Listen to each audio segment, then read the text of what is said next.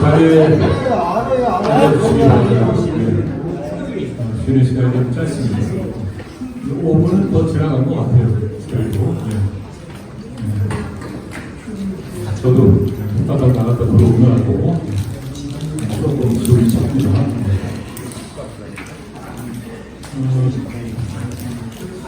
밖에 계신 분들 안 들리겠죠? 목소리가. 아무래도 좀 들어오시게끔 안내를 해주시기 바랍니다. 계속해서 두 번째 주제 발표 토론 이어가겠습니다. 두 번째 주제는 국제기구의 한국어 줄임말 사용 방안입니다. 대구대학교 문화예술학부의 이정복 교수님께서 발표를 해 주실 거고, 지난해에도 이 프로그램에 참여해 주시고 알고 있습니다. 그래서 제가 어제 발표문을 열심히 읽었는데 머리가 좀 아팠습니다. 오늘 아무튼 새로운 개념어도 많이 등장을 하고요.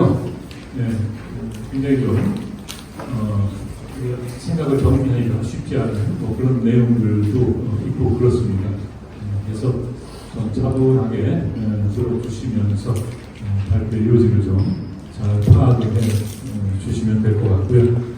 그리고 시간이 계속 늘어지면 안 되기 때문에 저도 지금부터는 말을 좀 줄이겠습니다. 그래서 발표하시는 분들 토론 분들께도 부탁드리면서 발표 시작하겠습니다. 이정복 교수님, 여러분 큰 박수로 환영해 주시겠습니다.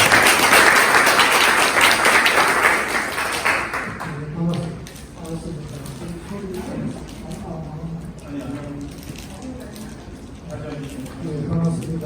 이정복입니다.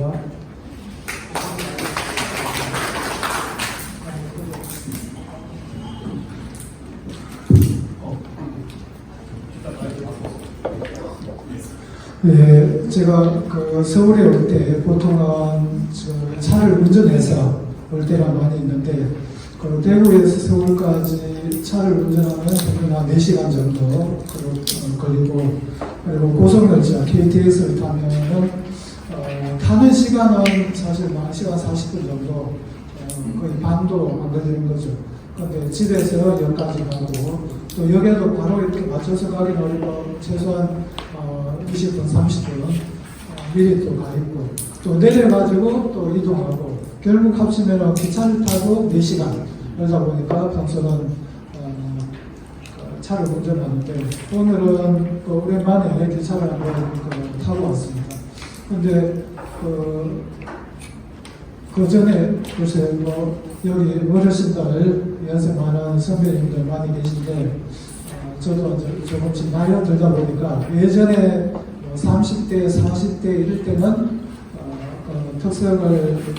택시를 타지 않고 일반시라고 이렇게 타고 왔는데, 오랜만에 타다 보니까 택시를 한번 타볼까? 이렇게 하고 택시를 탔더니 이걸 물 한 병하고 이걸 이렇게 주더라고요.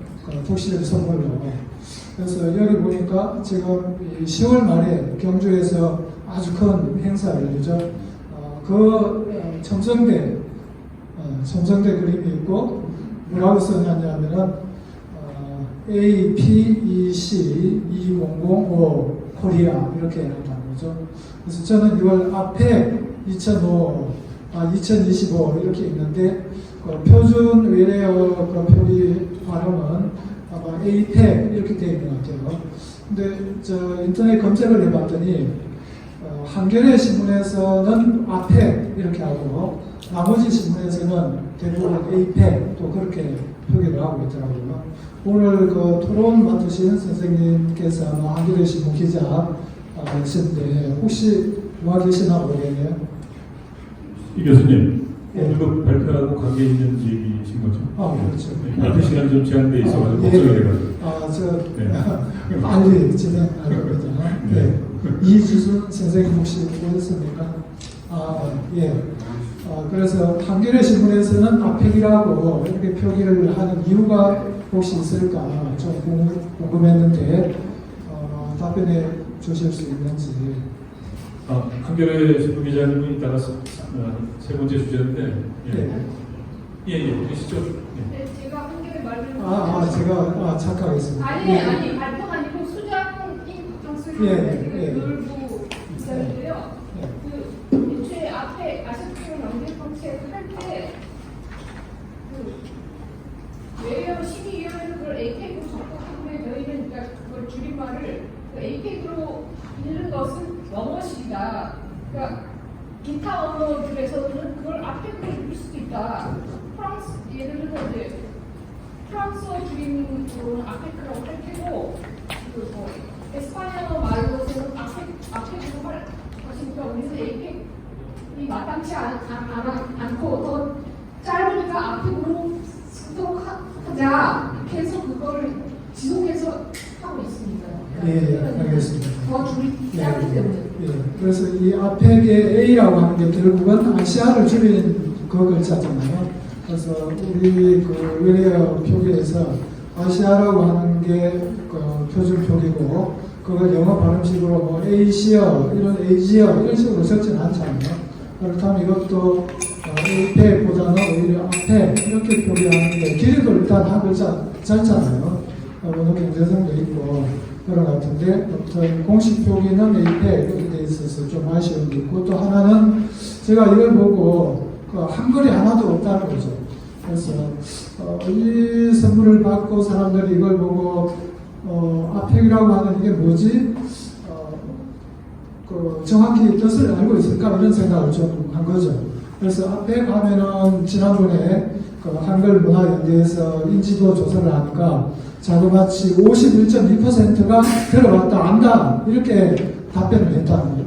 그래서 국제기구 이름의 줄임말에 대한 인지도 조사에서는 상당히 높은 그런 인지도를 나타내는데 중요한 거는 뭐냐면은 아펙 했을 때 사람들이 들어봤다 이거 저 외국 정상들 아시아 이 가까이 있는 정상들이 모여서 회의하는 그런 정도로 이해를 하지 아펙이 정확한 의미가 뭘까 이걸 아는 사람은 그러면 51% 중에 몇 명이나 또 몇 퍼센트나 있을까 이런 생각을 하게 됐다는 거죠. 그리고 아마 여기 계신 선생님들조차도 A, P, E, C가 각각 영어에 뭘 줄임말인지 이거 정확히 아시는 분이 있을까 하는 그런 생각도 하게 된 거죠. 그래서 A는 뭐 아시아다, E는 뭐 이코노미 이런 식으로 좀 생각이 드는데 그럼 P는 뭘까? 그래서 태평양을 보시피 이거는 앞에 그 단어보다는 좀 어렵죠. 그 다음에 그 맨 뒤에 있는 C라고 하는 건 그건 뭘까? 이거는 아는 사람이 오히려 더 적을 것 같아요. 그래서 이 국제기구의 줄임말 이것을 썼을 때 우리가 어느 정도 인지는 하고 있더라도 들어는 봤더라도 그 의미를 아는 사람은 거의 없고 그냥 그거 이런 정도로 생각하고 쓰지 의미 파악을 하고 쓰지는 못한다. 그러니까 이게 신문이나 방송에 나와도 또 마찬가지죠. 그럼에도 우리 신문 언론에서 보면은 이런 아펙이라든지 아니면 OECD라든지 여러 가지 그 줄임말들 로마자를 그대로 노출하는 이런 현상들이 할수록 늘어나고 있다는 이런 문제가 있는 거죠. 그리고 우리 국어기본법 14조에는 공공기관 내에서 공문서 등을 작성할 때는 의문규범에 맞추어 한글로 작성해야 된다 하는 이런 규정이 있고 그리고 이 기사라든지 이것은 물론 공문서 자체는 아니지만은 언론의 의무라고 하는 게 공공성을 가진 그런 의무라고 했을 때 이 규정을 지켜주는 게 필요하다 그런 생각을 하고 있습니다. 그래서 이런 문제의식을 가지고 2023년에 우리말 약칭 제안 모임이라고 하는 이런 모임이 만들어져 가지고 약 1년 동안 활동을 하면서 주요 국제기구 64개에 대해서 한국어 줄임말을 새롭게 만들어가지고 언론에 공개도 하고 또 토론회도 하고 이렇게 했는데 지금으로부터 한 2년 전이니까 이제 이게 어느 정도 많이 알려졌을까 정착이 됐을까 이런 것들을 한번 조사를 해봐야겠다 이런 생각을 하고 오늘 발표 내용을 준비했습니다. 그 오른쪽 그림을 61쪽 그림을 보시면은 FOMC 외인 순매도 영향 이런 식으로 기사 제목이 있는데 여기 기사 제목부터 FOMC 이렇게 로마자로 적어놓은 거죠. 그런데 이게 무슨 기간을 나타내나 실제 우리 국민 조사를 해보면은 한 10% 이상 되지 않을 것 같아요. 그래서 상당히 어려운 그런 건데 이것을 기사 제목부터 로마자로 표기를 하고 있고 그 다음 밑에 본문에도 그대로 그러니까 이 우리말 이름을 정확하게 적어주는 것 없이 그대로 그냥 FOMC를 반복하고 있더라. 저는 그냥 이걸 영어식으로 펑크 이런 식으로 발음도 하긴 하는데 예전에 몇 년 전에 텔레비전 그 기사를 보니까 아나운서가 이것을 기사 속에서도 실제 오늘 FOMC에서 무엇을 결정했다 이런 식으로 읽어 나가더라는 거죠. 그래서 그걸 보고 정말 그 언론 보도 심각하다. 그런데 이 기사를 아마 작성한 기자 같은 경우는 FOMC 하면 너무나 익숙한 기간이다 보니까 국민 누구나 다 알 수 있겠다 생각을 하고 그걸 쓴 것 같아요. 그런데 그것도 우리가 눈으로 보는 게 아니고 귀로 듣는 텔레비전 기사에서 그대로 쓴다 하는 거 심각하다 그런 생각을 했습니다.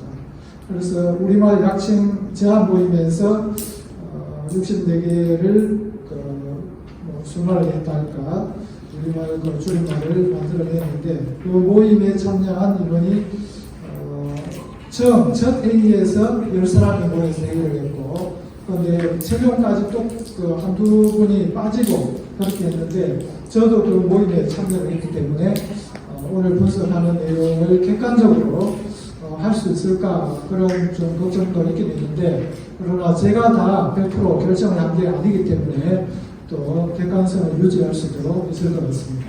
그래서 64개의 줄임말을 수용도 조사를 한 그 결과를 가지고 세 가지로 분류를 했습니다. 그러니까 수용도 상에 해당되는 70% 이상, 그 다음에 중 69%에서 50%, 그리고 하는 49% 이하 이렇게 세 유형으로 분류를 했고요. 표 1을 보시면은 수용도 상 수준인 줄임말인데 가장 높은 게 유엔 환경 계획 이것을 유엔 환경 이렇게 네 글자로 줄였더니 83% 국민들이 이거 괜찮다 쓸만하다 이렇게 반응을 보였다는 거죠. 그리고 그 80% 넘는 게 그 밑에 3개가 더 있고요. 나머지 70%, 71까지 이렇게 쭉 배열을 했습니다.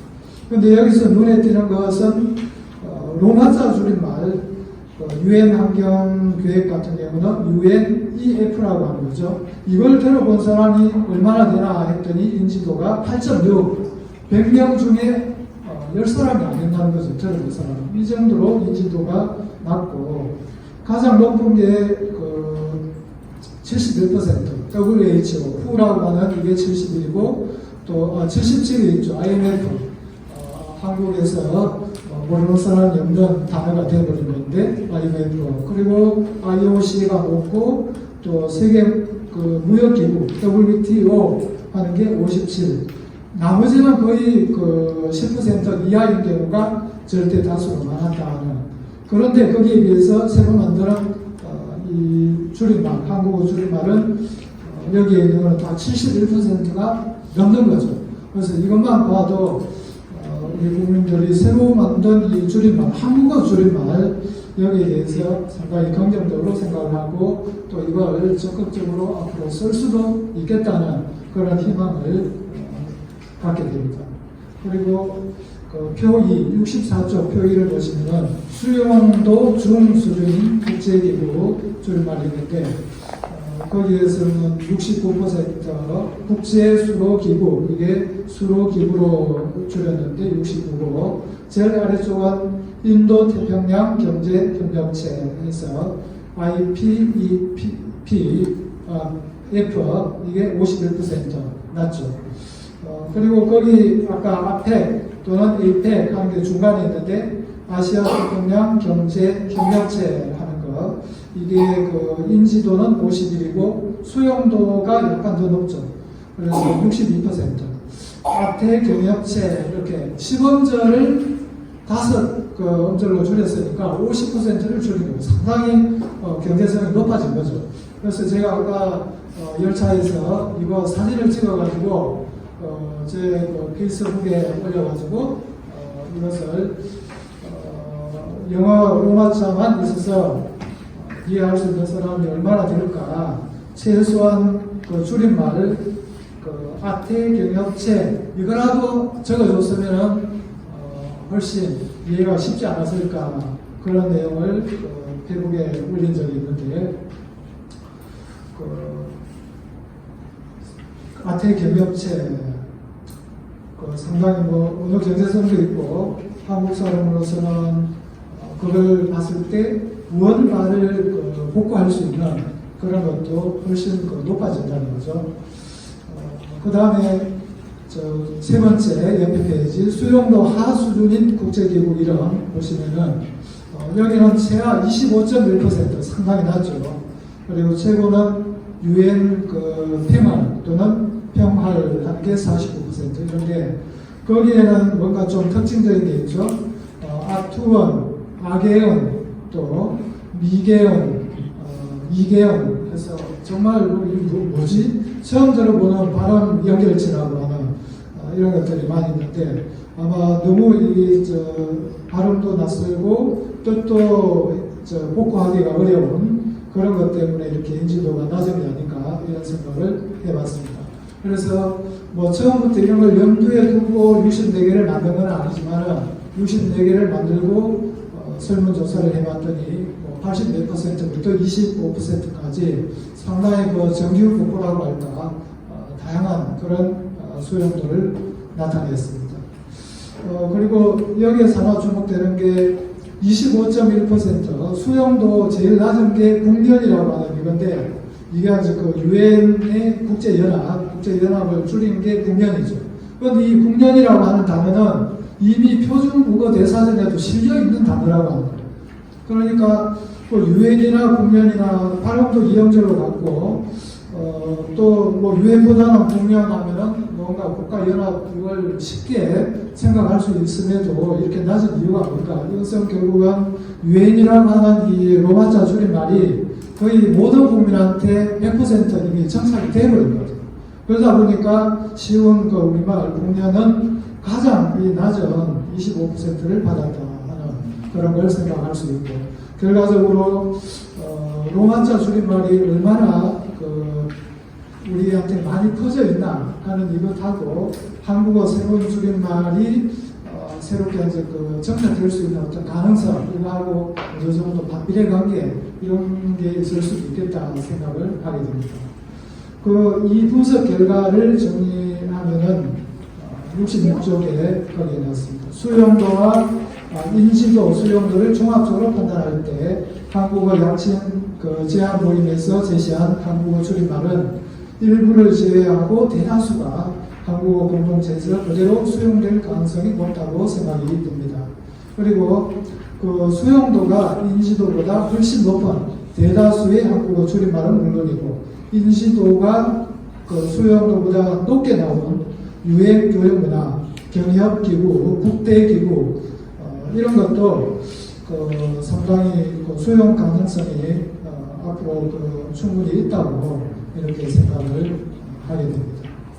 자, 그렇다면 이러한 64개의 한국어 줄임말은 어떤 원리에 의해서 만들어졌나, 그리고 그게 수용도하고 어떤 관련성이 있나 하는 것을 분석을 해봤습니다. 옆에 67쪽 보시면은 1번에 제가 2023년 논문에서 줄임말 유형을 4가지로 합쳐 줄이기, 잘라내기, 철음절 모으기, 잘라 합치기 이렇게 4가지로 나눴는데, 이번에 만든 64개는 합쳐 줄이기는 전혀 없고요. 그리고 네 번째 잘라 합치기도 없고, 2가지 잘라내기하고 철음절 모으기 2가지, 그리고 그 2가지를 합친 본합형 이렇게 나타나 있습니다. 그래서 국제노동기구를 국제를 떼버리고 노동기구, 또 유엔 산림 포럼에서 포럼을 떼버리고 유엔 산림 이런 게 잘라내기 방식이고, 그 다음에 국형제, 국제형사재판소를 첫 글자만 모아가지고 국형제, 또 독국면, 악예언 하는 게 철음절 모으기죠.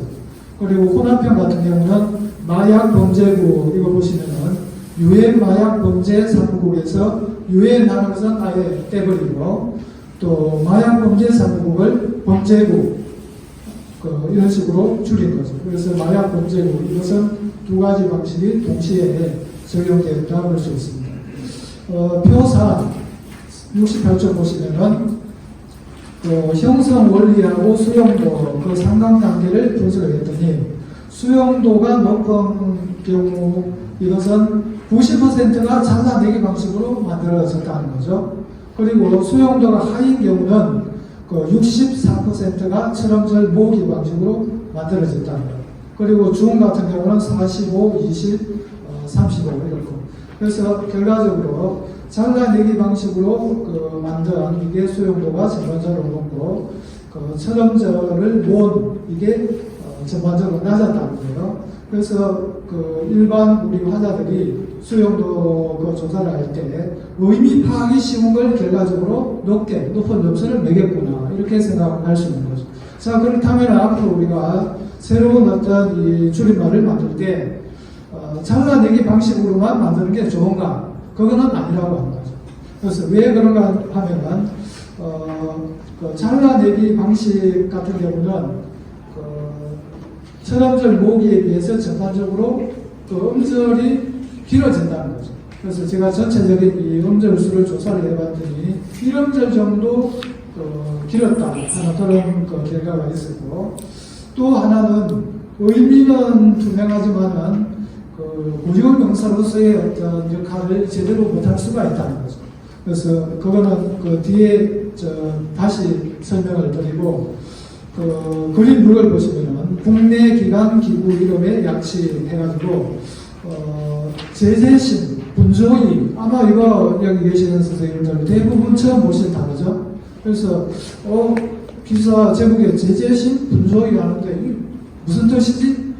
이렇게 했는데 기사 내용을 봤더니 제재심은 금감원에 있는 위원회인데 제재심이 위원회, 또 분조의는 분쟁조정위원회, 이걸 이렇게 줄였다는 거예요.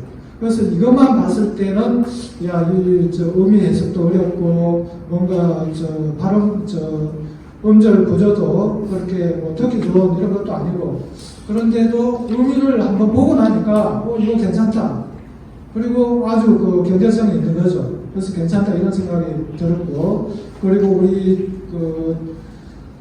금융감독위원회, 이것도 금감이 거의 100% 통용이 되고 있잖아요.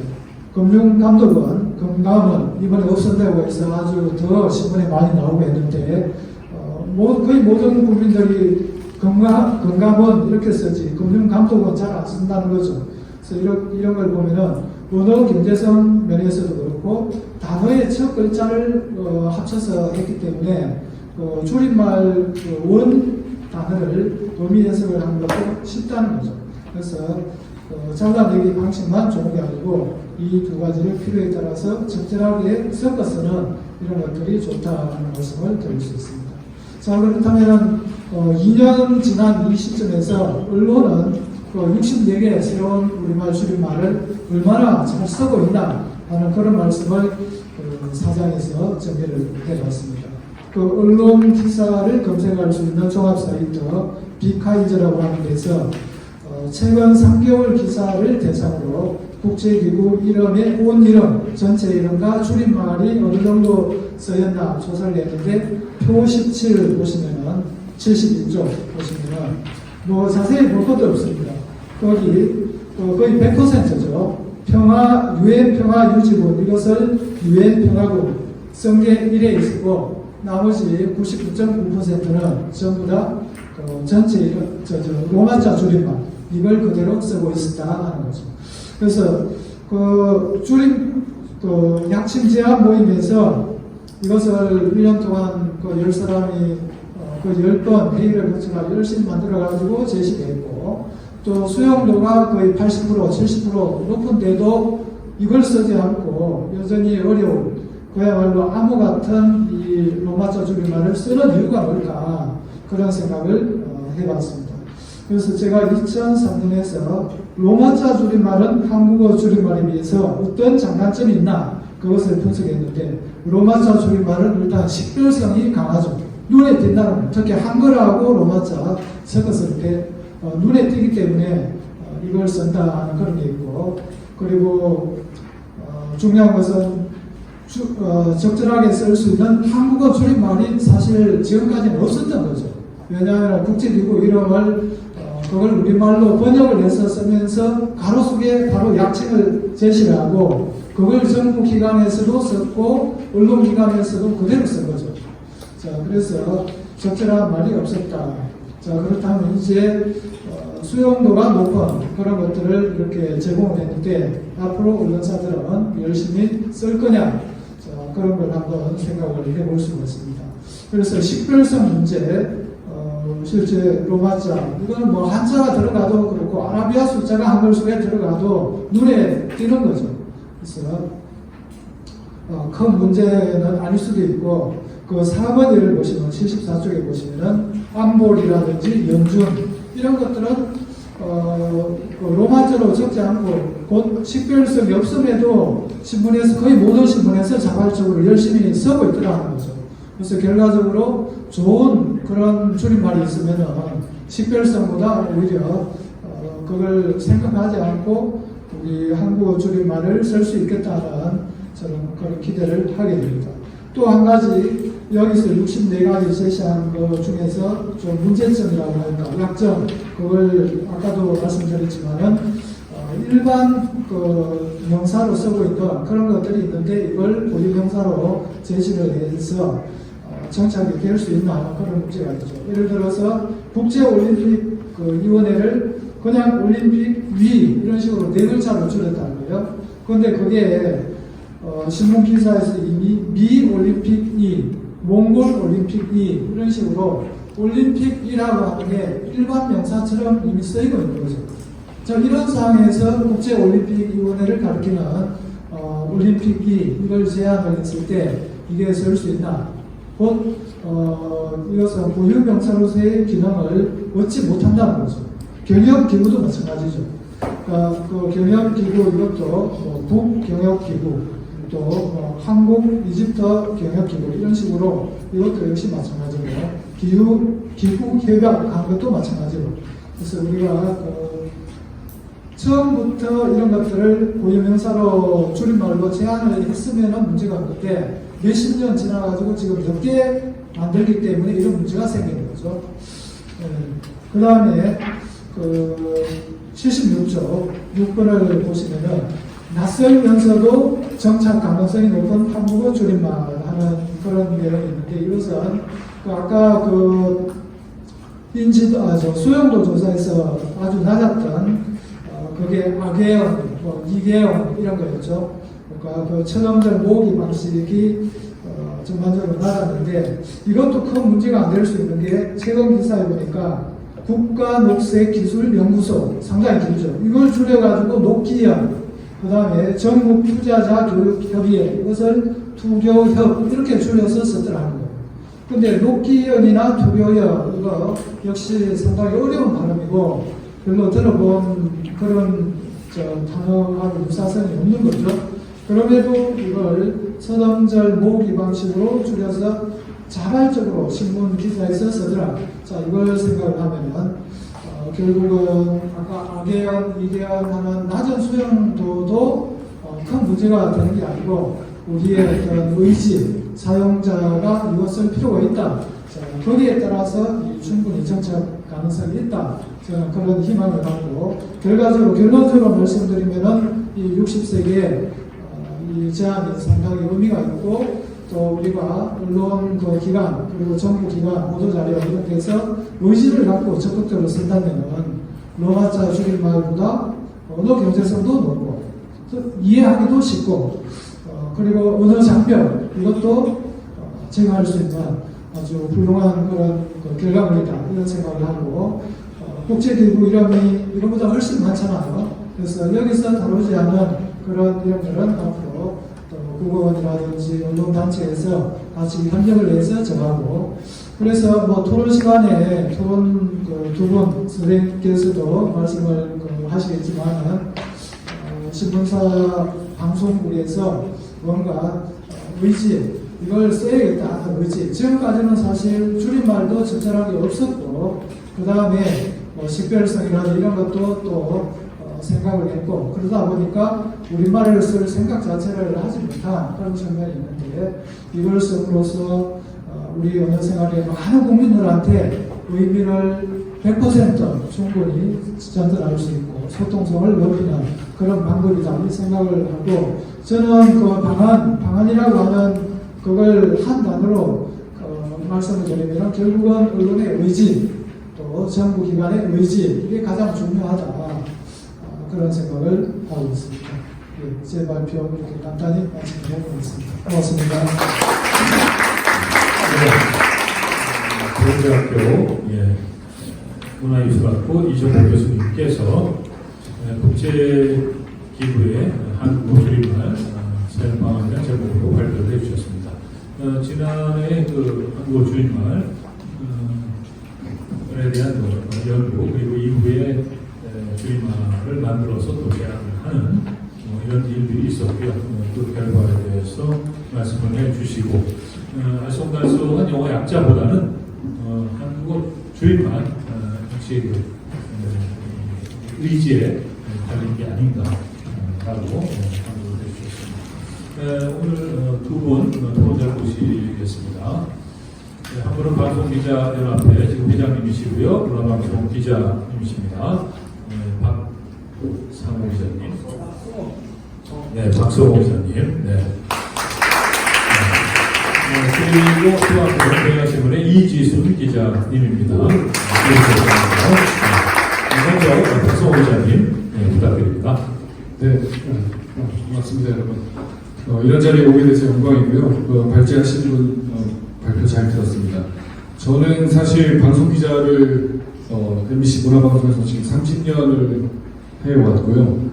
사실 말을 제 업의 수단으로 삼아오다 보니까 말에 대해서 좀 민감할 수 있고, 또 제가 기자를 하면서 뉴스데스크나 뉴스투데이 같은 이제 뉴스 프로그램 진행도 한 이력이 있기 때문에 보통 기자들보다는 조금 더 민감하다고는 할 수 있는데, 어쩔 수 없이 또 언론에 종사하는 사람이라서 굉장히 현실적인 부분에 많이 좀 기울어져서 원칙론보다는 현실론과 절충하면서 타협하고 지내온 게 아닌가 하는 생각이 들었습니다. 여러분들이 하신 말씀은 굉장히 치열한 고민인데, 그에 비하면 제가 좀 많이 고민이 짧지 않았나 하는 생각을 하면서 오늘 토론을 듣고 있습니다. 저는 제목을 시청자의 이해가 우선이다라고 그냥 뽑았는데요. 발제자께서 말씀하신 것처럼 우리가 한글 사용하는 것의 원칙에 국민들과의 소통, 원활한 소통이 중요하다고 하신 말씀이 턱 와닿았기 때문입니다. 제가 이 시청자의 이해가 우선이라고 한 것도 두 가지 의미가 있는데, 이것을 우리가 로마자 약어를 함부로 써서 시청자들의 이해를 혼란스럽게 하는 측면에 대한 경고도 있고, 또한 이것을 풀어나가기 위한 해법으로서도 시청자의 이해에 좀 가닿아야 현실적으로 통용될 수 있다, 이런 생각에서 두 가지 의미로 썼습니다. 저는 뭐 짧게 하겠습니다. 여기 적어놓은 것도 짧지만요. 한국어 줄임말이 있는데 제대로 사용하지 않는다는 점 문제인 것 같습니다. 특히 사례로 드신 FOMC 이런 거는 거의 뭐 미국 주식 시장에 관심이 많은 사람이 아니라면 앙호일 수밖에 없는 것이고요. 또 말씀하신 에이펙도 제가 보니까 저희 뉴스도 며칠 전에 나간 거 보니까 앵커멘트나 기자 리포트에서 아무런 그 설명 없이 그냥 에이펙이라고 처음부터 끝까지 사용한 예를 제가 어렵지 않게 발견을 했습니다. 이런 것은 독자, 시청자들의 이해를 고려하지 않았거나 이 정도는 다 이제 알지 않을까 하는 공급자적인 태도에서 비롯됐다고 보고요. 또 어떤 경우는 시간에 쫓긴다는 이유로 관습에 따라서 그냥 관행적으로 별 생각 없이 하지 않았을까 하는 성찰이 필요하다는 생각이 들었습니다.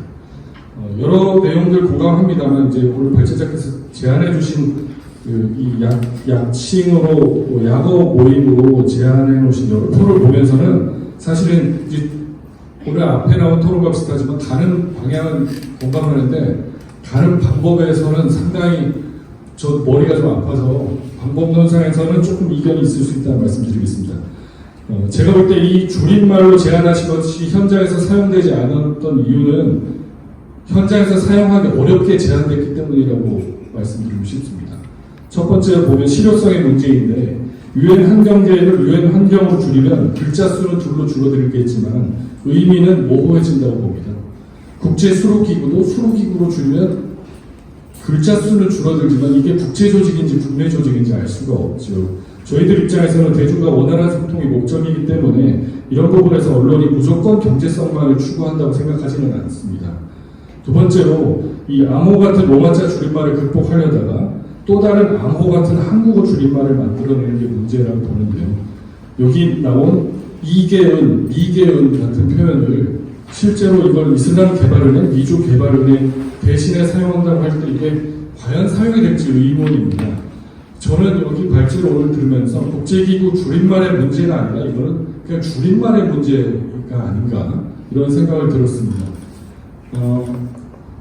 발제자께서는 분조위나 아까 무슨 제재심 같은 표현도 예고하시면서 잘라내기, 첫음절 모으기 이런 이제 방식의 어떤 것들의 어떤 효용성 같은 걸 구분해서 말씀하셨는데 저희가 봤을 때는 그 부분이 그렇게 중요할까라는 의문이 있습니다. 이것은 제가 볼 때 줄임말이 아니라 좀 잘린 말이 아닌가 싶은 생각이 드는 사례들이 많은데요. 그냥 방송 입장에서 보면 무엇보다 시청자의 이해가 우선이기 때문에 저는 핵 확산 금지 조약이라는 이 긴 이름도 사실 NPT 핵 확산 금지 조약 이렇게 병기해서 방송에서 쓰면 이후에 NPT로 줄여도 사람들이 알아들을 것이고 그리고 제가 현장에서 이제 제안할 때는 제가 뉴스 진행할 때 그랬습니다. 말이 길어도 두 번, 세 번 말할 것 같으면 뒤에서는 한 번 줄였다가 다시 온 이름을 다시 사용해서 하는 번갈아 사용하기를 많이 저도 했고 기자들에게도 주문을 많이 했습니다. 그래서 뭐 처음에 병기하고 이후에 적절히 변형하는 방식이 현실적일 수 있겠다. 그리고 이게 의문론적으로만 접근해서 유엔을 알파벳 U하고 N으로만 이제 인식하지 않는다는 건 다 아시잖아요. 그것은 이미 국제연합으로 수용하고 있는데 이 로마자 줄임말을 의미론과 활용론 차원에서도 함께 고려할 필요가 있다는 생각이 들었습니다. 왜냐하면 사람들은 낯선 소리로 인식하는 게 아니라 반복적인 노출과 맥락 속에서 이 의미를 스스로 구성하기 때문에 시청자들의 이해를 돕는 방식이라면 방송 입장에서는 줄임말을 쓸 때 써야겠지만 저는 오히려 줄임말을 아예 안 써야 된다는 생각도 갖고 있습니다. 제가 여기 적지 않았지만 예를 들어보면 뭐 이런 것입니다. CDC 질병통제예방센터 아마 코로나 때는 많이 들어보셨을 겁니다. 저도 특파원하면서 그 단어를 쓸 수밖에 없는데 많은 기자들이 그냥 CDC 이렇게 리포트를 하는데 저도 할 수 없이 그렇게 사용은 해야죠. 그러나 방송이라는 게 이제 시간 제약이 있기 때문에 그 이름을 다 사용할 수는 없지만 저는 차라리 CDC라는 말을 덜 쓰고 주어를 생략하고 그 다음에 의미상 알아듣게끔 문장을 구성한다든지 아니면 격번으로 해서 다시 질병통제예방센터라고 빨리 말해도 큰 문제가 없었던 제 경험이 있습니다. 그래서 저 같은 경우에는 이런 그 언어의 경제성을 최우선시하면서까지 이렇게 로마자 줄임말을 고민해서 줄여야 할지는 좀 의문입니다. 특히 UNHCR 같은 것도 유엔 난민 고등 판무관실이라는 굉장히 어려운 용어가 있는데 사실 저희가 이거 기사에 써야 될 때는 그냥 씁니다. 방송에서도 UNHCR이라고 해서 알아들을 사람은 없거든요. 근데 이거는 제가 볼 땐 그 쓰임새, 그 당시 시대적 맥락이라고 봅니다. 뉴스에 많이 나오면 유엔 난민 고등 판무관실을 알아두실 테고 번갈아서 아까 코로나 때 CDC라는 말을 좀 쓰다 보면 또 알아들으실 수가 있는데 이건 그때그때 저희들이 좀 타협하면서 가는 수밖에 없다는 말씀 좀 드리고요. 덧붙여서 제가 하나만 말씀드리면 여기 이제 말씀하실 때 제가 이런 토론을 할 때 가끔 여기 다 국어 전문가시니까 제가 이런 얘기하면 좀 이상할지 모르겠지만 음절수 줄이는 거에 대해서 이 인쇄매체 위주로만 생각하시는 것 같아요. 방송 입장에서는요. 이거 뭡니까 그 AI 인공지능 이게 똑같이 4음절이라고 생각하실지 모르겠는데 그렇지 않습니다. 방송 입장에서. AI는 이음절입니다. 아시겠죠? AI는 저희가 AI라고 발음하지 않잖아요. 영어로 장모음 2개거든요. 우리 영어 시간 같은 거 배우지만 그건 음절 하나 하지 않습니까? 그래서 저는 뭐 IMF도 IMF라고 발음하지 않습니다. 어느 방송 기자도 그냥 IMF인 것이고. 그래서 음절수 줄이는 문제에 대해서는 너무 표기 방식으로만 이렇게 비교하는 것은 현실과 좀 거리가 있다는 생각을 합니다. 마지막으로 이건 좀 죄송한 말씀인데 제가 그대로 거슬려 약간 저의 레이더에 자꾸 들어와서 드렸던 말씀인데 64개가 아니라 64개 죄송스럽습니다. 드리고요. 의지가 중요하다는 말씀은 전적으로 공감합니다. 그래서 저희들도 이것을 사용하면서 줄임말을 줄일 땐 줄이고 오히려 줄이지 않아야 될 땐 줄이지 않는 방식으로 내용과 맥락 속에서 좀 더 연구하고 그리고 오늘 앞에서 제기된 말씀까지 포함하여 저희들이 좀 더 치열하게 고민할 필요가 있다 이런 생각을 하면서 말씀을 마무리하겠습니다. 네, 첫 번째 대표님께서 말씀을 주셨습니다. 사실 지난해 이 프로그램을 하면서 저도 개인적으로는 그 모든 기부의 이름을 다 이렇게 줄여야 되는지 그거에 대해서 좀 의문을 갖고 있었고요. 경우에 따라서는 그냥 전체 이름, 온 이름이라고 지금 발표문에 되어 있는데 온 이름을 그냥 쓰는 게 4글자하고 6글자하고 얼마나 차이가 나느냐 뭐 이런 생각도 했습니다. 그리고 암호 같은 줄임말, 그러니까 영어 알쏭달쏭한데 더 알쏭달쏭한 이런 한국 줄임말 이런 것도 참 난처하지 않나 하는 말씀을 해주셨는데 제가 한 가지 제 개인적인 의견입니다만은 앞서도 말씀하실 때 NPT 그 핵 확산 금지 조약 같은 경우에 이렇게 NPT 핵 확산 금지 조약을 쓰다가 그냥 NPT로만 하면은 이제 사람들이 알지 않겠느냐 라고 말씀하셨는데 저는 그게 바뀌어야 된다고 생각합니다. 핵 확산 금지 조약 NPT로 하다가 NPT를 없애는 게 좋지 않나.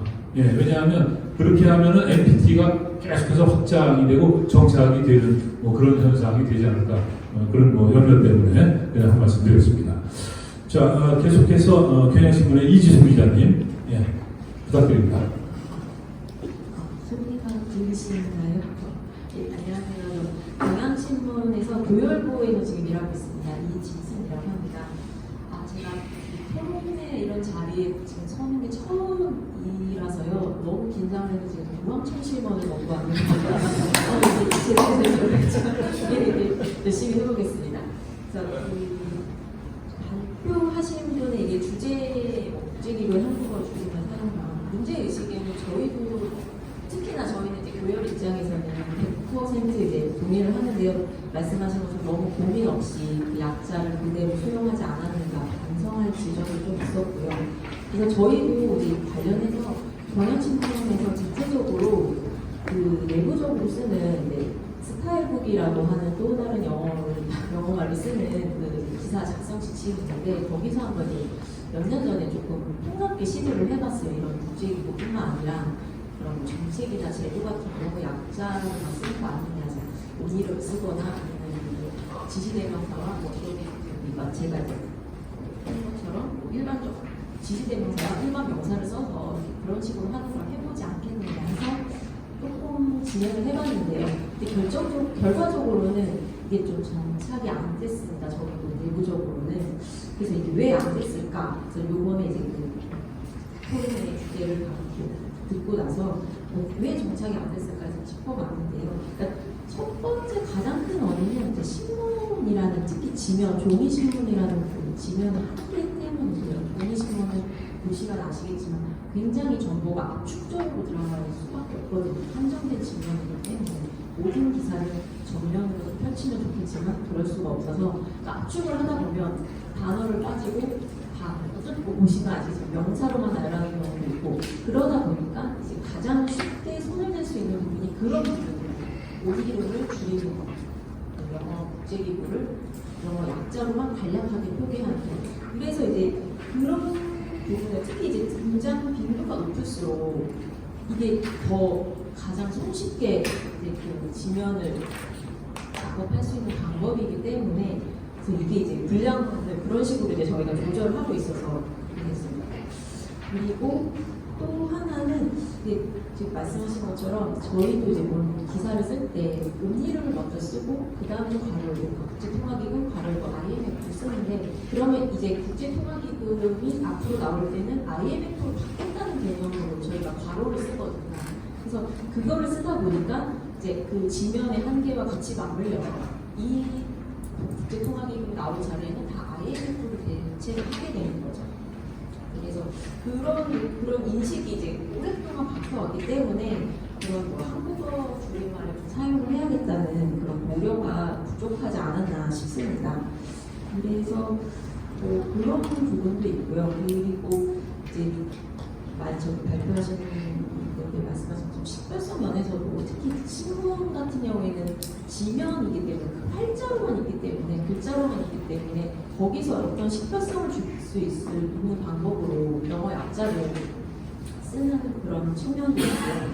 그리고 또 이제 어떤 하나의 기구가 나오는데 이제 뭐 워낙 많이 알려진 국제연합 유엔 같은 거는 그런 기구뿐만 아니라 지금은 이제 특히나 이제 국제 정세라든가 전쟁도 많이 생기고 경제적인 측면에서도 이런저런 조직들이 많이 생기고 기구가 생기고 또 그동안에 몰랐던 그런 단체 기구들이 이제 기사나 이런 데도 전면적으로 등장을 하기 시작하게 된 거죠. 그러면서 그 기구들을 표현을 할 때 다음에 받을 때 어떻게 받을까? 그러면은 그 기구의 이제 공식 영어 약자를 받을 때 모든 언론사가 통일되고 한 번에 딱 정리를 할 수 있다는 측면도 있다고 생각을 합니다. 그래서 이제 특히나 이제 그 한국어 줄임말 사용이 좀 어렵지 않았나 싶고요.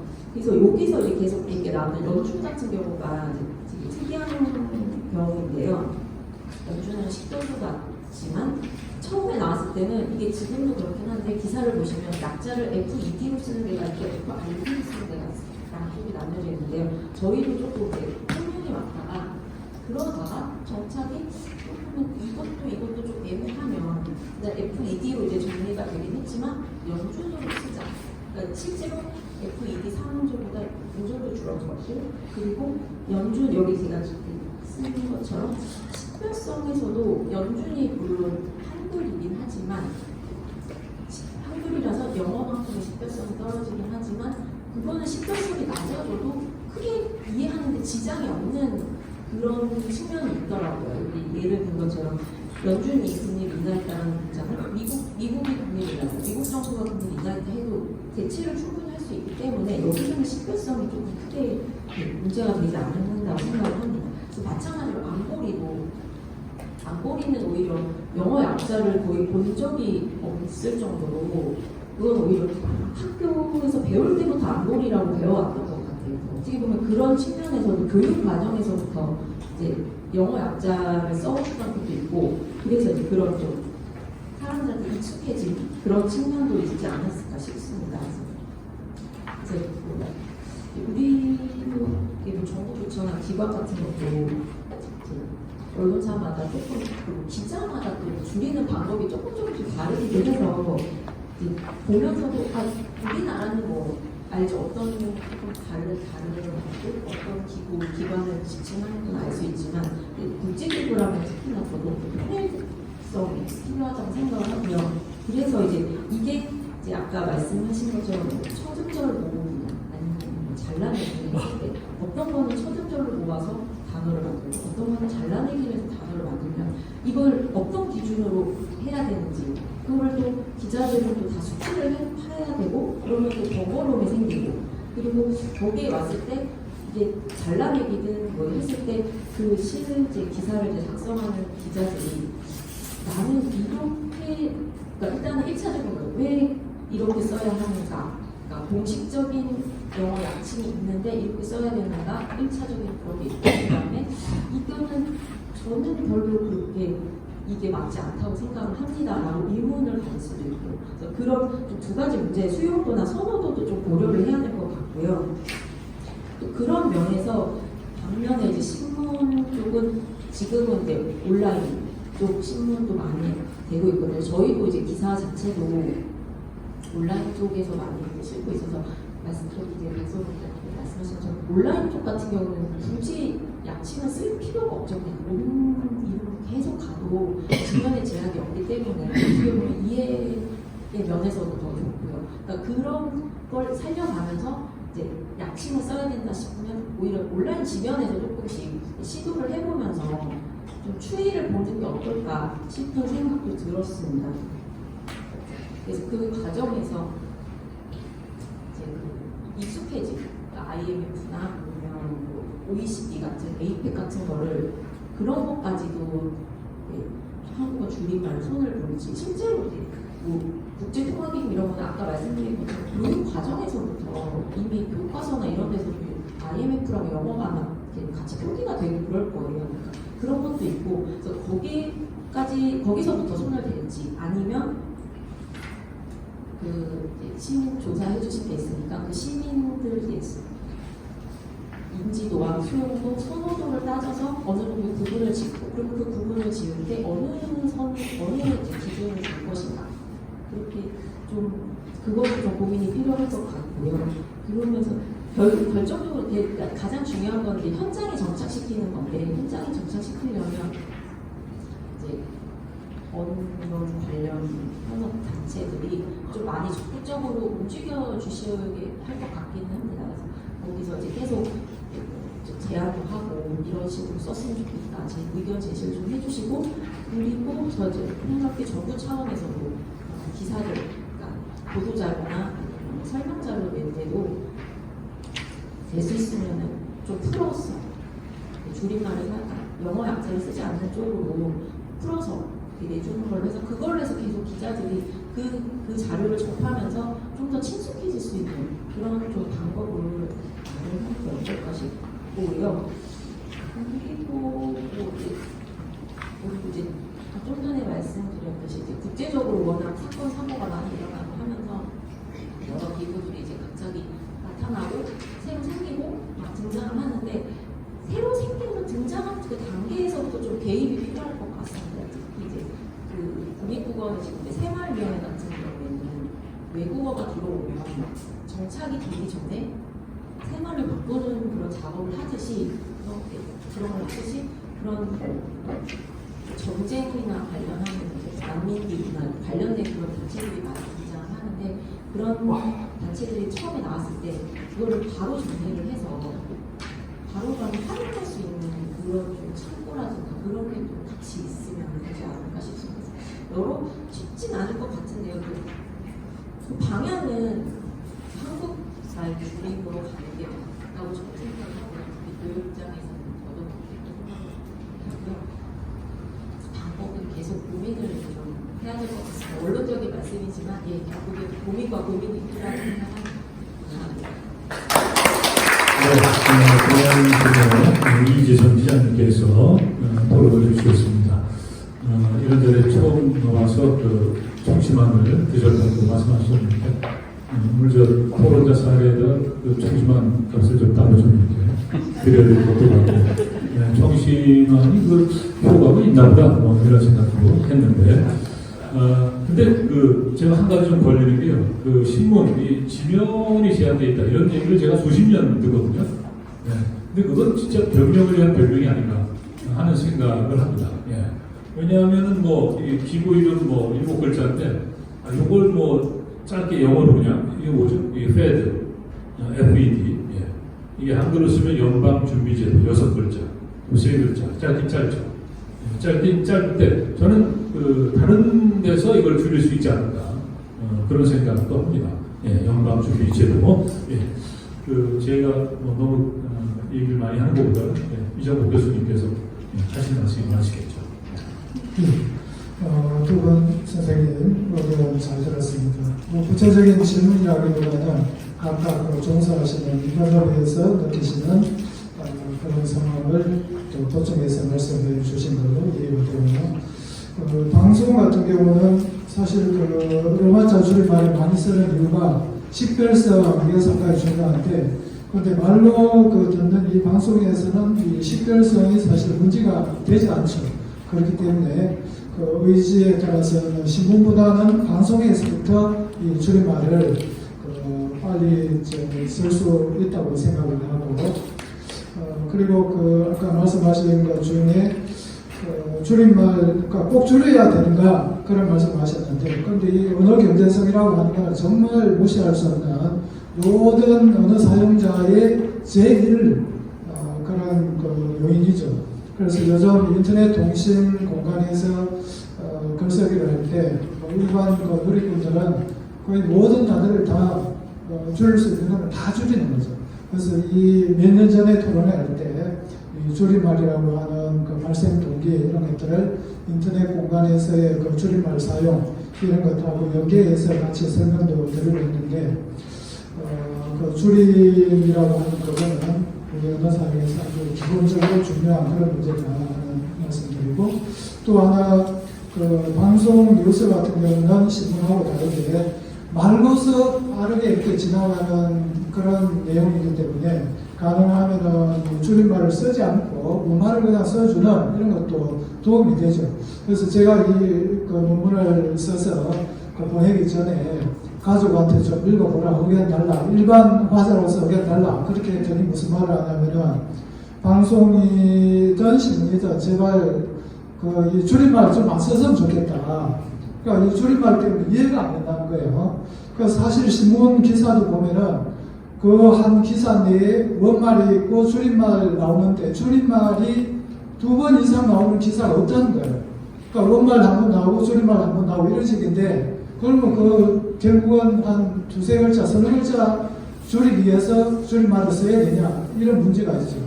그런데 이제 근본적으로 무슨 문제가 있냐면은 신문 방송에서의 언어라고 하는 게 그걸로 끝나는 게 아니고 우리 한국어 언어 사용자 모든 언어 생활에 아주 큰 영향을 주는 그런 중요성이 있는 거죠.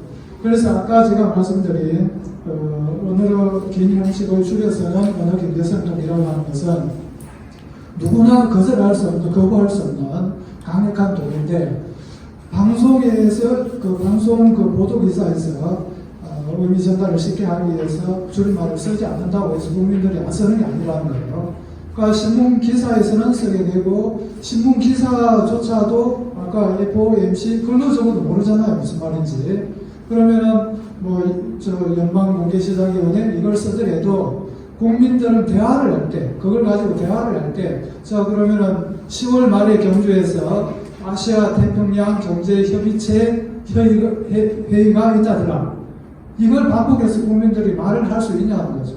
그럼 그걸 우리가 어떤 공식적인 그런 줄임말이 없다고 해도 국민들은 어떻게든 그걸 줄여서 쓸 수밖에 없는 거예요.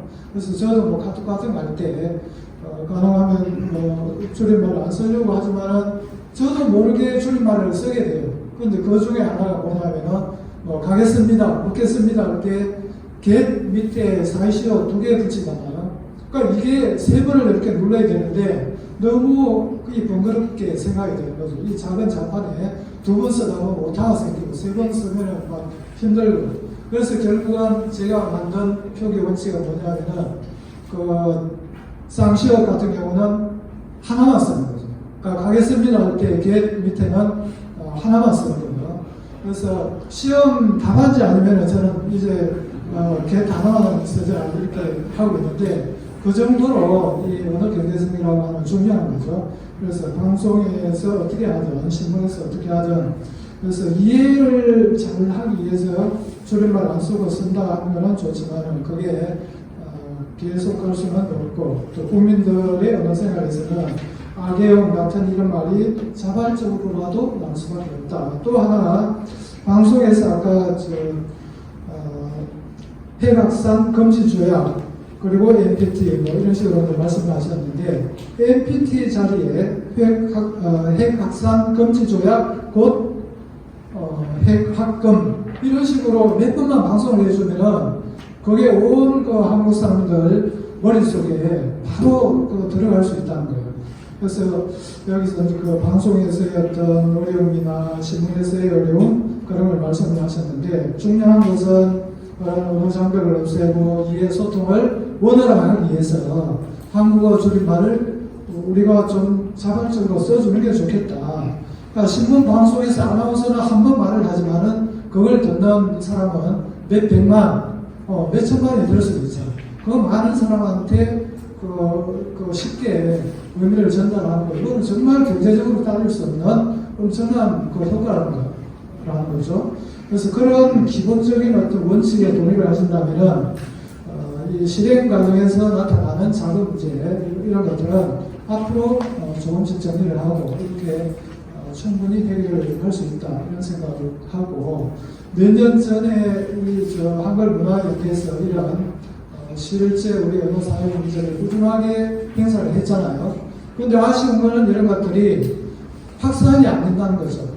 그래서 오늘도 토론자로 언론계에 계시는 두 분을 모신 것도 바로 그런 거죠. 그러니까 이 자리에서 있는 이런 것들이 논문으로서 이론적인 논의로 끝나지 않고 실제 국민의 문화 생활까지 깊이 침투할 수 있도록 두 분 선생님이 바로 이걸 언론사에서는 64개 중에서 이거는 조금 이따 말씀드리겠습니다.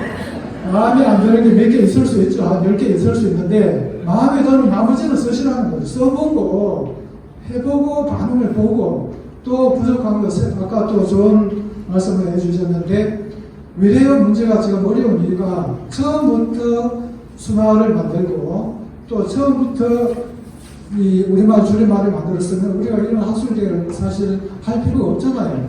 그런데 그게 안 됐기 때문에 50년, 100년 됐기 때문에 이런 문제가 생기는데 앞으로 새로 만들어지는 조직에서는 국립국어원이나 문화관광부에서 지금 새로운 미래와 대응하듯이 이것도 분명하게 새로 좋은 말 만들어서 바로 보급을 하면은 앞으로 30년, 20년 뒤에는 우리가 더 이상 이런 이야기를 하지 않아도 되겠다. 그런 말씀 드리고, 64개는 뭐냐면은 경남, 남부 지방, 이건 아직 방언인데, 45, 35 이런 거는 썼는데 50 넘으면은 그게 신이 안 되고 50으로 바뀌는 거예요.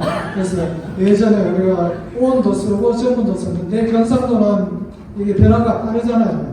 빠르면서도 또 느린데, 그래서 저는 64개? 이건 어렵고 항상 64개 이렇게 하고 있습니다. 네. 그걸로 그렇게 별명 안 하셔도 괜찮아요. 근데 앞서 이제 이지중 기자님 말씀하셨습니다만은 생활 모임도 있죠. 예. 그래서 참 어려운 노벨의 용어, 저는 개인적으로 사실은 노벨의 용어라고 이렇게 그냥 얘기를 하고 있는데 바꾸려고 좀 쉬운 우리말로 대체 내지는 통일어 찾는 일들을 하고 있습니다만은 워낙 많은 말들이 쏟아져 나오니까 제때제때 못하는 것도 있고 또 그리고 사실 제가 드리고 싶은 말씀은 힘이 없습니다. 생활 모임보다 저는 오히려 언론, 방송, 신문 훨씬 더 대중에게 영향을 크게 미치고 있기 때문에 오히려 기자분들께서 방송을 하시는 분들께서 각별히 좀 신경 써서 될 수 있으면 쉬운 우리말 쪽으로 이렇게 해주시면 그러면 좀 뭔가 좀 소통이 편해지고 변화가 생기지 않을까 하는 생각이 듭니다. 그 두 분도 지금 방금 이 교수님도 말씀하시고 저까지도 이렇게 한 말씀 이렇게 드렸는데 다시 한번 덧붙일 말씀 없고 이견이 없습니다. 특히 신분도 중요하지만 말로 전달이 된다는 측면에 보면 방송이 더 이 문제에 더 절박하게 인식을 하고 더 앞장서서 사용해야 된다라는 생각을 전적으로 공감하고요. 그럼에도 불구하고 이제 앞서 말씀하신 것 중에 우리가 이렇게 하지 않아도 줄임말을 다 쓴다 일상에서 하는데 저는 그래도 아직은 국제기구를 그렇게 다 줄여서 불러야 될까 하는 의문이 여전히 있습니다. 왜냐하면 이건 제가 외래어 외국어 문제 아니까 좀 편하게 말씀드리면 여기 나와 있는 로마자 줄임말과 한국어 줄임말을 이제 조사하실 때 인지도 수용도 조사를 하셨는데 저는 사실 로마자 줄임말 이 인지도 조사가 얼마나 큰 의미가 있나 싶은 게 이게 다 국제기구잖아요. 그냥 알파벳 줄임말이 아니라 국제기구를 여기서 제가 봐도 기자생활 30년에도 유엔 사막화 방지 협약이라는 조직은 한 번도 들어본 적이 없습니다. 제가. 그렇기 때문에 여기에서의 인지도와 수용도를 보고 어떤 가능성을 찾는다는 것보다 사람들한테 이런 기구가 있으면 이런 기구는 한국말로 번역해서 무엇이다라고 하는 게 그냥 방송이 할 일이지 제가 그걸 줄여야 하는 거를 앞장서야 되는지는 조금 의문이고요. 왜냐하면 제가 안 줄여도 그건 아마 전문가들이 줄일 겁니다. 이런 것들은. 근데 전문가들이 통용해서 그 사회에서 어느 정도 위치를 획득하면 언론이 따라갈 수 있을 것이고요. 제가 지난번에 제가 저희 회사에서 이제 도독자한테 제일 후배 부장들하고 잠깐 논쟁을 했던 게 기사에 왔는데 그 앵커 읽으라고 보낸 앵커 멘트에 뭐 무슨 피해자의 여친이 뭐 이렇게 써 있더라고요. 그래서 제가 그 여친을 보고 담당 부장한테 이걸 지금 출고를 한 거냐 읽으라고 그랬더니 뭐가 문제인데요? 그러더라고요. 아니 여친이란 말을 어떻게 방송에서 앵커가 할 수 있냐고. 그 남친이 아닌데요? 저는 방송은 그 네 글자에서 두 글자 중에 여자친구라고 해야 되는데 이제 일상어로는 이미 여친 다 쓰잖아요. 이제 어르신들도 쓸 겁니다. 새 여친이니 새 남친이. 근데 저는 방송은 그러면 안 된다고 생각합니다. 그래서 이 부분에서 굉장히 고민을 많이 하셨지만 저는 좀 아직은 좀 번역을 하는 게 국선문가 아닐까 이 국제기구에 있어서만큼 이렇게 말씀드리겠습니다. 네. 오늘 뭐 아무튼 여러 가지 다양한 의견을 들으실 수 있는 또 그런 기회의 장이 아닌가 하는 생각도 듭니다. 우리 저 이지수 기자님, 예. 덧붙이고 싶은 말씀이 있으시죠? 아직 저 약기는 안 떨어지셨죠? 네. 거의 부탁드립니다. 떨어진 것 같습니다. 아, 그래요? 얼른 좀 가까운 약국에 좀. 예. 계속 말씀하신 게 사실 다 저희도 다 동의하고 다 하는 건데 일단은 뭐 줄임말이 가장 좋은 거는 그러니까 줄인다는 거는 결국 경제성이기 때문에요. 한국어 줄임말도 좋지만 제가 썼듯이 영어 약자보다 글자 수가 많아지면 일단은 기자 직군에서는 여기에 대해서 조금 이렇게 거부감을 드는 경우가 있더라고요. 이번 이거 이제 발표 때문에 여러분에게 기자들한테 좀 물어봤거든요. 그런 기구를 이렇게 쓴다고 하면 어떨까요? 했더니 좀 난색을 표하시더라고요. 그거는 이제 인식 전환의 문제이기 때문에 앞으로 그래서 좀 더 발길이 걸것 같기도 하고요. 그리고 그 신문 지면의 그 한계는 사실은 지면 전체라기보다는 사실 신문의 그 조절은 단락 조절이기 때문에요. 단락에서 두 글자를 빼느냐 한 글자를 빼느냐 그거 갖고 싸우고 있습니다. 지금 신문 구조거든요. 그래서 이제 가장 손쉽게 이제 분량 조절할 수 있는 방법이 국제기구에서 영어 약자를 쓰는 방법이라고 말씀드렸고요. 또 사실 연장선에서 이제 국내 그런 아까 예를 드셨던 좀 특별한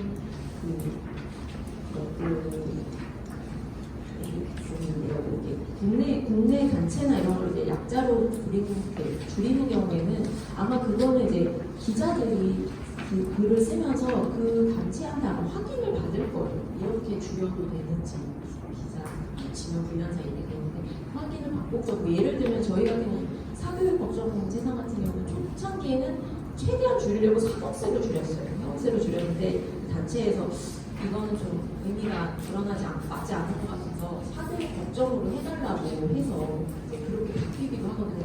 그러니까 요거는 조금 경우가 다르기는 하는데 국제기구는 근데 사실 한국어 줄임말을 어디한테 국제기구한테 뭐 이렇게 확인을 받을 수는 없고 우리 내부 한국의 안에 그런 상황이니까요. 그거를 좀 감안을 해서 하지만 그래도 방향은 맞기 때문에 그래도 고민을 하고 또 기자들 특히 이제 새마을 모임 같은 경우에는 팀은 없다고 하시는데 막상 이게 새마을 모임에 뜨면은 저희는 일단은 근거는 될 수 있어요. 국립국어원에서 그런 전문가들이 모여서 이런 말을 제시를 했다. 써보는 게 어떻겠냐라고 저희는 취재 기자들한테 제시를 할 수 있기 때문에 그런 면도 좀 있다고 생각을 합니다. 그 현장에서도 많이 좀 노력을 해보겠습니다. 네, 고맙습니다.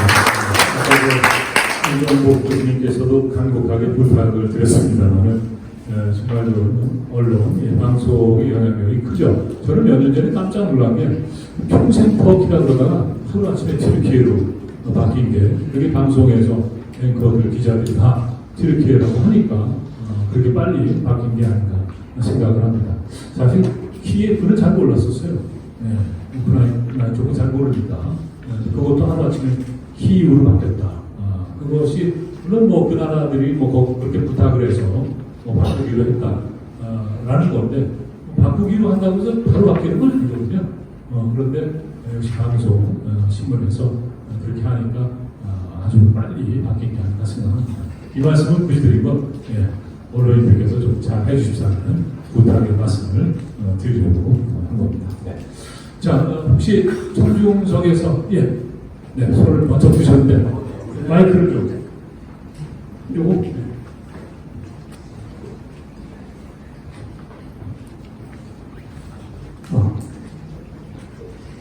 뉴욕 소재 재단법인 한글산하에서 온 앤디박이라고 합니다. 네. 근데 앞에 외래어 외국어 분야하고 이 줄임말 분야하고 섞어서 제가 말씀을 드릴 건데 왜 줄여야 되죠? 일본 사람들이 에어컨디셔너 발음이 힘드니까 에어컨으로 줄였어요. 미국 사람들은 하나도 못 알아들어요. 네. 일본 사람들이 리모컨이라고 그러면 미국 사람들 못 알아들어요. 우리는 그 일본 사람들이 줄인 걸 그대로 가지고 왔어요. 그래서 에어컨, 리모컨. 네. 정비공장 가면 디프런셜 기어가 워낙 발음이 어려우니까 일본 애들이 대후. 그래서 우리 정비공장 가면 다 대후라고 불러요. 우리 말로 차동기어. 그런 식으로 자꾸 줄이려고 그러면 점점 이상한 언어가 되어버린다는 거죠. 왜 꼭 줄여야 되는가? 네. 선생님, 저도 사실은 뭐 다 줄여야 된다고 생각하는 사람은 아니고요. 다만 오늘 발제하신 이 교수님도 그렇게 생각을 하실 겁니다. 근데 다만 오늘 이제 줄임말, 특히 이제 그 한국어 줄임말, 국제기구들 뭐 이런 줄임말 이런 것은 영어 이름 자체를 이렇게 줄여서 뭐 APEC이라든가 뭐 FED라든가 이런 식으로 하니까 거기에서 어떤 대응책을 생각하느라고 이렇게 또 이런 그 제안이 나온 게 아닌가 생각을 합니다. 그 얘기는 충분히 이해를 하니까요. 예. WHO를 이게 뭐 세계보건기구인데 보건기구라고 줄인다고 해서 우리나라 사람들이 이게 국제기구인지 우리나라 보건부 밑에 있는 어떤 기구인지 알 수가 없는 거예요. 네네. 그리고 왜 우리나라는 꼭 어딘가에서 나서서 표준을 만들고 규제를 내려고 해요. 냅둬요. 그러면 미디어들이 알아서 자기들이 알아서 줄여야 되면 줄여줘요. 네. 뭐 갑툭튀 요새 젊은 아이들 많이 쓰잖아요. 예. 그거 누가 가르쳤어요? 안 가르쳤다고. 지들끼리 문자 넣다 보니까 기니까 갑툭튀로 줄인 거고 심지어 대통령도 냉장고를 부탁해를 냉부해를 줄여서 얘기를 해요. 네. 근데 왜 굳이 누가 나서서 줄여야 되느냐 이거죠. 줄이지 말자는 거예요, 제. 네. 원래 세계보건기구 그대로 쓰다 보면 사람들이 이게 WHO구나 이렇게 인식이 되면 그 다음부터는 세계보건기구 빼버리고 WHO만 써도 된다는 거죠. 네. 다 줄일 필요가 없다. 예. 네. 예. 그냥 맡겨라 시장에. 네. 시장이 알아서 돌아가게 돼 예. 있다. 예. 그렇게 이해하겠습니다. 네. 네. 고맙습니다. 감사합니다. 예. 시간이 조금 그런 것 같아서 빨리 달라고 했어요. 네. 제가 원래 여기 꼭 할 말이 있어서 여기 왔거든요. 근데 이제 총론이라서 좀 길어서 그거는 다 끝난 다음에 말씀드리기로 하고요.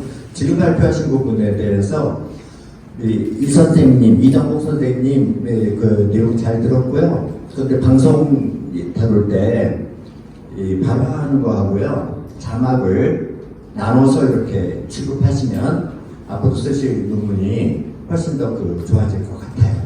자막하고 발화 내용 완전히 달라서 발화를 할 때는 안 줄이고 이렇게 적정하게 아까 신문에서 하는 것처럼 섞어지게로 이렇게 갈 수가 있는데 여기에 내는 거 있잖아요. 그거는 정말 한정돼 있어가지고 줄이는 게 제일 큰 문제예요. 사실 현실적으로 큰 문제이기 때문에 그 점을 고려를 하셔서 추가하셨으면 좋겠어요. 언급은 필요하다. 네. 그다음에 박 선생님 아까 토론장 박 선생님 말씀 잘 들었고요. 살아남는 게 결국 살아남게 만드는 게 중요하다는 거는 여러 가지 과정에서 우리가 다 알고 있는 내용이죠. 그리고 매우 참동합니다. 그런데 그냥 한 가지 작은 지적 말씀드리면 어디 가서 예를 드실 때 AI 있잖아요. AI는 두음절이라고 하시는 것은 약간 좀 그 우선학자들한테 물어보시는 게 좋을 것 같아요. AI 하면 이음절이고요. 한국어 맥락에서 AI 그러면 참 조금만 네, 고맙습니다. 예, 또 청중석에서도 좋은 의견도 주셨는데 감사드리고요. 발표하신 세 분께 다시 한번 큰 박수 주시기 바랍니다. 수고하셨습니다. 예, 그러면 토론회는 잠깐 쉬고요. 한 20분 정도 쉬면 되나요? 15분? 예, 쉬는 건 아니에요?